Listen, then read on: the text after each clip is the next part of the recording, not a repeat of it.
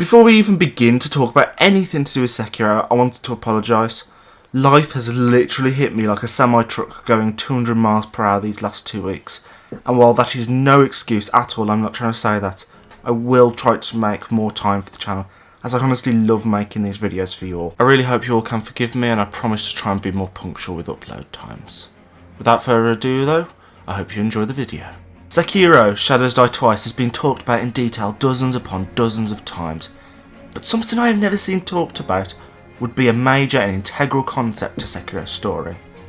That would be the duality of family ties, more specifically the relationship between parent and child, and how these relationships define what we know. The first example, and arguably the most important, is actually at the very start of Sekiro, more specifically in the opening, where a lone owl strides over a war-torn battlefield, finding a stray wolf. This relationship, father and son, defines the story as we know it. The owl father would go on to teach and father the wolf's son, teaching him to become a shinobi like the owl father before him. Only this familial bond was not as innocent as it might seem. There was a duality to this familial tie, whether the young wolf knew it or not. He signed himself over to the owl father's schemes. Yes, he would be cared for, but at what cost? The cost of a future, where his sole purpose was to overthrow those that opposed them. This decision, in some timelines, even results in the reawakening of Shura, an impure demon that haunts the minds of shinobi, moulding the demon wolf into red. And while the wolf can bring good to this world, in the form of Kuro and his path, the good, even in this path, holds a dual nature of destruction and peace, something mirrored in yin and yang, and although it is Chinese in origin, it was brought to Japan hundreds of years ago, and given From Software is from Japan, and that Sekiro does hold many similarities to Japanese culture, it wouldn't surprise me if this was the case. Another example of references to Japanese culture would be the cherry blossoms that appear after rebirth. Cherry blossoms in Japanese culture symbolises rebirth and reincarnation, which evidently, given the rebirth of the young wolf, is the basis for the design of the divine heir's blood of rebirth. Genichiro and Ishin. Like with the owl father and the wolf's son, Genichiro and Ishin are not related by blood, but instead by circumstances. Born to a common whore, Genichiro was found at an unspecified time in his youth, soon after being dubbed Genichiro Ashina by Ishin Ashina. This decision though had a dire consequence. After Genichiro's rescue from the slums of Ashina, he felt indebted, to say the least. Ashina became everything to him. It meant enough to him to forsake humanity itself, bathing in the rejuvenating waters that ran like roots throughout Ashina. Even prior to this, Genichiro displayed his singular goal of protecting Ashina at any cost, and although this did inspire great loyalty and respect into those that followed him, it also caused untold casualties, and we can even see even the one that rescued him, Ishin, is disappointed in him in the dialogue that we receive. The yin-yang-esque balance also makes another return in Sekiro within the two mortal blades who also share this duality and in a sense are family, more like siblings though this time. One mortal blade is red as blood, the other as dark as night. We are not told what makes them different, but we can infer. The red mortal blade chooses the wolf. The wolf's goal is pure of heart, protect and retrieve his lord Kuro, and the black mortal blade chooses Genichiro. And while his goal certainly isn't evil, the way he goes about it could be classed as so, showing the darkness of man, yin and yang, two sides of the same coin, a duality.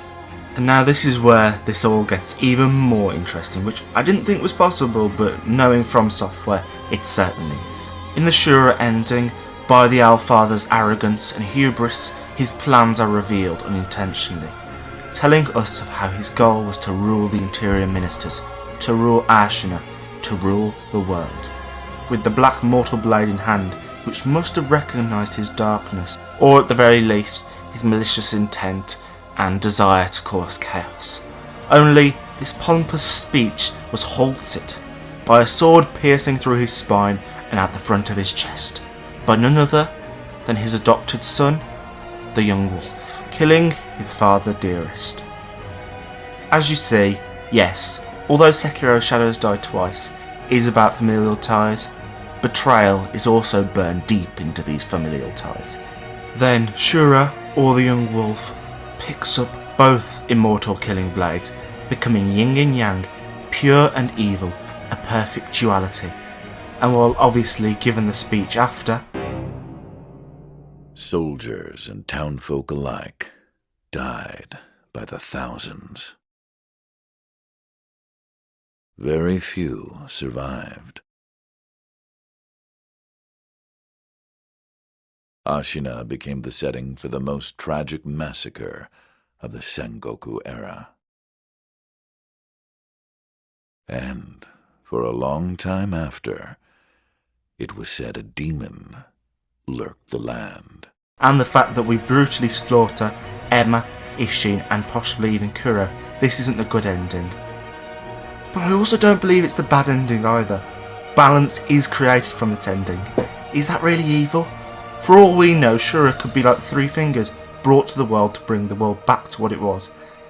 And in Shura's case, to bring the world to balance. Is that really so bad? There is a lot you could do with that line of thought.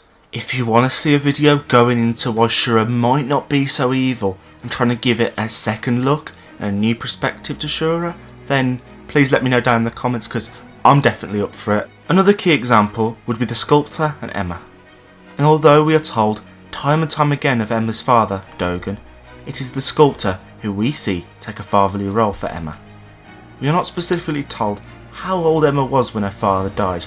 We do know at one point or another the sculptor began taking the fatherly role for the young gentle blade. And this familial relationship guides us, the young wolf, down the path that we are destined for.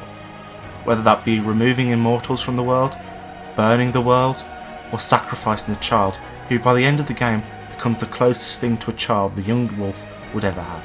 All of these decisions lead to one thing, balance. And balance is indeed brought back to the world. Like previous From Software games, it seems we are chosen once more to bring balance to the world in one way or another. And given the divine heir's blood that runs through wolf's blood, it also leads back to that age-old adage of parent and child that is so integral to Sekiro's story. Do you all see it now? Sekiro is a story of duality. It's a story of balance and the goal to that, and how everything happens for a reason, which again goes back to Japanese culture that Sekiro takes very, very heavily on, and as well considering that Sekiro literally takes place in Sengoku, Japan, so yeah, a lot of similarities can be seen to Japanese culture, and I'm very excited to talk more about that in other videos, as I think there's a lot more we can gain from Japanese mythology and culture that can be seen in Sekiro. So if you want to be notified for when those videos do drop, please consider leaving a like and subscribe, as it greatly helps the channel, and, well, don't forget the notification bell or you will not get the notification for it.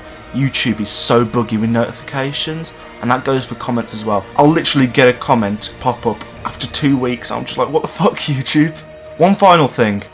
Thank you so much for 900 subscribers. I know it's a bit cliche to continue going on about, oh thank you so much, but I genuinely mean it from the bottom of my heart. I cannot thank you all enough. Thank you so, so much. Popping up on the screen right now should be some of our previous videos, so if you did enjoy this one, hopefully you'll like our other ones. And yeah, fingers crossed I'll see you in the next one, and may you find your worth in the waking world. And I hope you have a great rest of your day. Bye everyone.